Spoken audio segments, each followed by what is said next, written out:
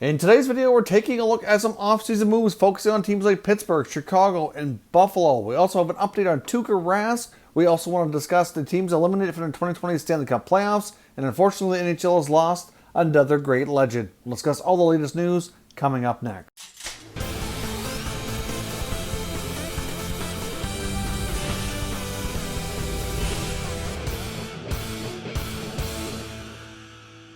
So welcome back to another video here at Top Shelf Hockey. We're once again coming to you live from Halifax, Nova Scotia. Of course, behind me here, you can see part of the city. Backdrop behind me here from my hotel. I was hoping to maybe record in a different location, but there's just too much noise no matter where we go to get a good location where you can see some decent scenery and not have too much background noise to really distract everybody here while we're watching the video. So I thought it'd be best to be near the balcony overlooking part of the city here. So hopefully you enjoy that view while we discuss the latest goings on here in the NHL. Now, of course, as I mentioned, we have a lot to cover. So let's dive in. First up, we have a quick update on the Tuukka Rask situation with the Boston Bruins. Of course, we know he left the bubble. We know that he opted out of the rest of the playoffs. And there was more news today indicating that he did so because he learned of a medical emergency with one of his children. So, of course, as I mentioned in the previous video discussing this, I really don't think anybody can be giving him a hard time, even though there certainly are people out there on social media not, being too kind about the situation, certainly questioning his how much his heart was in it, obviously, and how much his dedication to the team and so on, and I really don't think that's justified. Obviously, as I mentioned before, I really hope this doesn't have any kind of long-term implications on his career, but there was already questions on his future. That was already there due to the fact of his age. He's getting into the final year of his contract, and I do think that that still remains because of that situation. The Bruins have some hard decisions to make. I just hope they don't use this as really part of that negotiating tactic. And we'll see if he comes back next year, continues to play with the Bruins, gets traded or whatnot. But we do know a little bit more about the situation, and I think he was certainly more than justified to leave. And hopefully nobody continues to give him a hard time about it. Now, we have lots of other news going on today as well. Of course, I want to quickly touch on an update here in the Florida Panthers. Of course, we know they're looking for a new general manager, and we do know some of the candidates that are apparently in the running, or at least being considered and interviewed here so far by the Panthers. Now, of course, Mike Futa, formerly the Los Angeles Kings, who's currently a free agent out there, is involved, which really doesn't come as much surprise. He's been involved in a lot of the GM searches here over the last couple of years. You got Lawrence Gilman of the Toronto Maple Leafs who's involved. You've got John Ferguson Jr. of the Boston Bruins. Of course, he was a former GM way back. Been with the Bruins now for some time. So he's certainly in the mix here as well. Chris Drury of the New York Rangers is another candidate. The Rangers did grant permission for him to speak to them. I know in the past, Drury's a guy that's really kind of come up the ranks in management and is a well-respected hockey mind, and certainly other teams wanted to speak to him before, but in the past they've denied consent. So obviously that's, they've had a change of heart there. Obviously Drury's been a good soldier for the Rangers, and I guess they're trying to reward him with an opportunity should he be able to get that. So I would certainly think he might be one of the leading contenders possibly for a job in Florida. And another longtime NHL player and executive, Scott Mellanby, is also in the mix. Of course, he works with the Montreal Canadiens as an assistant to Marc Bergevin. So he's been involved with some other GM roles as well. And of course, Mellanby has ties to the organization from back as a player as well. So I guess we'll see if any of those guys turn up to be the new GM or what continues with that search. But those are the top candidates right now that are being interviewed by the Panthers to be the next general manager of the organization. Now, of course, as I mentioned as well, unfortunately, the NHL lost one of its great legends and way too early. Longtime NHL player, Hockey Hall of Famer Dale Hawerchuk, unfortunately lost his battle with cancer at the young age of 57. Now, of course, Hawerchuk's had a major impact on the game in a variety of ways. First overall pick back at 81, stormed into the league, put up over 100-point season, won the Calder Trophy, was a staple in Winnipeg for about a decade, ended up moving on to the Sabres for another 5 years where he continued to put up very impressive numbers and had some brief stints with the Flyers and Blues before rounding out his NHL career. But Hawerchuk's one of those guys you could always like. I mean, he's a hard-working guy, very honest guy, hard worker, well respected amongst hockey circles. Obviously had a big role as a numerous All-Star in the 1987 Canada Cup. It was certainly one of his big moments as well. Get a chance to be on the big stage with Gretzky and Lemieux. Obviously, one of the things that people forget is that Hawerchuk was instrumental in that game-winning goal that Gretzky set up Lemieux in '87 over the Russians. I mean, it's an iconic goal in Canadian history. Everybody remembers Gretzky going down the ice. Gretzky to Lemieux, he scores, it's over. But Hawerchuk won that face-off and helped set up that whole play and was instrumental and really was a big part of that team. And it was, kind of always flew under the radar because of Wayne and Mario, but was certainly one of the top guys. And the only reason Winnipeg didn't have more success in their heyday as well is because of their tough division. They played against the tough Oilers teams and the Flames teams back in the 80s, and it was just, wasn't meant to be to have more team success. But there has been some talk that the Jets organization apparently have a statue in the works, or something that was already in the works as well before he gets sick. So clearly it'd be nice to see him honored in Winnipeg.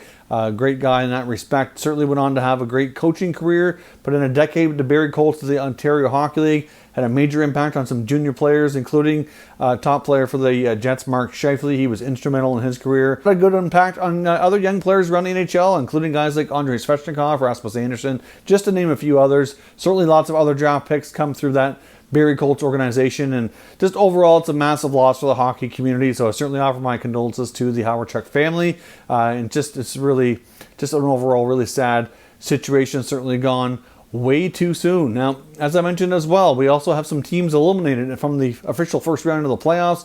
We saw the Lightning eliminate the Blue Jackets in a 4-1 series victory. This Tampa team seems to be a little bit different. Of course, they seem to have a little bit more resilience than they did in the last year or two, so that's good, I guess. We saw Braden Point score the overtime winner today to eliminate the Jackets. Obviously, the Jackets don't have anything to be ashamed of, though. They had a great series, a great run. They beat the Leafs, lost to the Lightning. It certainly was a bit of a coming out party for guys like Korpisalo and Dubois, and I think they have a bright future. We also saw Vegas eliminate Chicago 4-1, so that's a big series win for the Golden Knights. Obviously, Vegas is a really deep team. Chicago had a great run against Edmonton, and we saw how good Taves and Kane can play still at a high level, and that's clearly, could impact the future of Chicago, which we're going to touch on here in a couple moments' time. And just before recording this video, we had the conclusion to the Hurricanes and Bruins series, with Boston eliminating Carolina, even without Tuukka Rask. They get the job done. The Carolina Hurricanes are done. I think that massive injury to Andrei Svechnikov was just a backbreaker for them. He has been playing so well, had a great playoff. Such a great young player already, early in his career, taking those massive steps, but that was just a backbreaker, and the Hurricanes are eliminated. So we'll have to see how they react to this loss and how they prepare for next year. But the Bruins, a deep core, gets the job done. Even though there was certainly some question marks early on about their offense, missing Pasternak a bunch of the time. Rask leaves, and they still win. So clearly Boston moves on to the next round as well. There could be other eliminations today. We still have some games going on, and they all have an implication in that regard. So we'll see how these other teams make out. We mentioned as well, we have a few teams we don't want to take a look at for some offseason speculation and some rumors on what they might be doing. Of course, we've talked a lot about the Penguins lately. There's been all kinds of articles and people writing about what they might be doing. A couple more articles today. We have a couple more articles today, including Pittsburgh Hockey Now, as well as some comments from Mark Madden about some potential moves. One thing that we did discuss previously numerous times, that Matt Murray is likely a trade candidate, but a new team that was mentioned as a potential trade partner that kind of makes sense is the Minnesota Wild. Of course, we heard GM Bill Guerin really criticize the goaltending at the end of the season after they were eliminated, and clearly they could use a type of goalie like Murray, who's young enough that could certainly rebuild this franchise. Now, of course, Murray has his struggles, but like I said, he's young, he's got a great resume, great pedigree, and could very easily bounce back. Many expect Murray to be moved, and he might even be packaged up with some other players, whether it be a defenseman or possibly a forward. And, with Minnesota being in that pool of teams who are going to be looking for a goaltending change, I guess we should not count them out of the mix here. Of course, Minnesota is going to be looking to make several moves, so it's hard to say if there's an exact fit, but certainly a potential move there that could be made. Of course, a couple other players mentioned in these articles that could be traded by the Penguins. Hornqvist is a player both these articles seem to mention as a potential trade bait. He's got 3 years left with about $16 million. He's going to be 33 years old. And obviously the way they've used him as well, have kind of given him a smaller role. And I think for a team out there looking to add a gritty veteran like Hornqvist could make a lot of sense. And they certainly could use some more cap flexibility. Mark Madden even mentioned Brian Russ as being a potential trade target. I'm not so sure about that. I mean, at the same time, though, you could see them maybe sell high on Russ, who put up 27 goals this year. Certainly been playing well. But at the same time, they need some of those young wingers to really continue keep it on here because, clearly they got to replace those goals if they move them. So I'm not so sure that Rust is a real legitimate trade target for Pittsburgh. Hornqvist to me makes sense. I mentioned that before. And obviously Murray, they could try to attach a guy like Hornqvist or even a Jack Johnson to the Murray trade when it does take place to help eliminate some salary. They might not get as much in return for Murray, but it could be a combination of a trade and a contract dump at the same time. But throwing that into the deal, the team that they're partnering with might expect something to come back the other way that might not be as favorable either. So difficult to say how that works, but we could see somewhat of a bigger package deal in that regard, but I think there's still a great likelihood there that we do see some pretty substantial changes within the Penguins organization this offseason. Now, I also want to touch on the Buffalo Sabres. Another mailbag article from Lance Lysowski asking some questions around what moves we could see from them. And he does mention again that a very likely trade candidate is Brandon Montour. Now, of course, on the blue line, they have way more than enough defensemen. We know they're going to move at least one. Montour's been a player mentioned previously as well. There was some talk, though, recently that they might not even offer him a qualifying offer because they're not going to be comfortable with the contract that's going to come from that qualifying offer that's required. But General Manager Kevin Adams, newly appointed GM in Buffalo, has dismissed that idea, saying that there definitely would not be the case here. Of course, they would then turn him into a UFA and he could walk, which from that perspective is risky. I mean, sometimes you see that happen when teams are confident that they're going to be able to turn him into a UFA and sign him for a lesser amount. But in their case, they'd be looking to move Montour, and it just would be risky that he could turn around and go and not get anything in return. But clearly, they could certainly move him. They might not get the first round pick that they gave up to get him in return. That was a high price to get Montour. He didn't really fit in Kruger's system, so it's kind of diminished his value. So obviously, they're going to get a less return now than what they paid to acquire them themselves, but they could still get a very useful forward and maybe a prospect or another pick depending on what road they go. But they're going to be in desperate need of some forward depth. They have a lot of expiring contracts in the forward group themselves, so they have a lot of flexibility on who stays and who goes, and they could use Montour to try to bring in, ideally, potentially a top six winger. It's hard to say exactly what the return is going to be, but clearly it makes the most sense that I think of all the defensemen they could move, he's going to get him a better return than most, and he didn't fit in the system, so it only makes sense. And I think the Sabres are going to be a very active team. I'm just going to be curious to see what approach the new GM in the Sabres organization goes down here. Now, lastly, I want to touch on the Chicago Blackhawks. Now, of course, as I mentioned, they were recently eliminated. But what we saw from Chicago in these playoffs was somewhat surprising. We saw that guys like Jonathan Toews and Patrick Kane can still play at a high level. So even though the Hawks have their own salary cap complications, could they maybe try to retool here and really kind of go for it again with this core group? I mean, Toews and Kane were amazing in these playoffs, especially Jonathan Toews, in my opinion. It was unstoppable at times. Now, of course, they're going to be tough against the cap, though. They have $74 million already committed to next year, covering 19 players, and they have contracts that they're going to need to get done for guys like youngster Dominic Kubalik, who certainly played a major role, putting up 30 goals as a rookie. He's a finalist for the Calder Trophy, so that's going to be in a very important contract. They've got young forward Dylan Strome, who they acquired from the Coyotes a couple of years ago, who really bounced back. Difficult to say what his future holds with the organization, but still somewhat of an important piece to figure out. And then you've got Corey Crawford between the pipes. Does he stick around and re-sign for another 1 or 2 years, something shorter term? He's made it clear that he intends to want to continue playing and that he would like to be a starter still. It doesn't see himself necessarily being relegated to a backup.